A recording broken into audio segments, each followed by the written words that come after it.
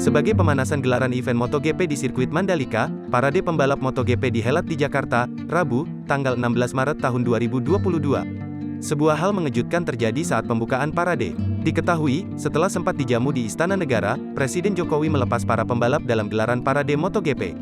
Menariknya sebuah kejadian mengejutkan mewarnai pembukaan parade MotoGP. Dikutip dari akun Instagram @dramaojol.it, dalam video yang diunggah memperlihatkan seorang driver ojol nyelonong di acara parade MotoGP.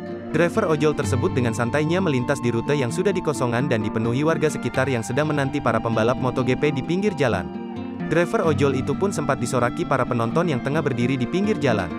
Mendapati dirinya jadi pusat perhatian, kocaknya driver ojol itu pun sempat melambaikan tangan ke arah penonton. Aksi kocak itu pun viral dan mendapat beragam tanggapan netizen.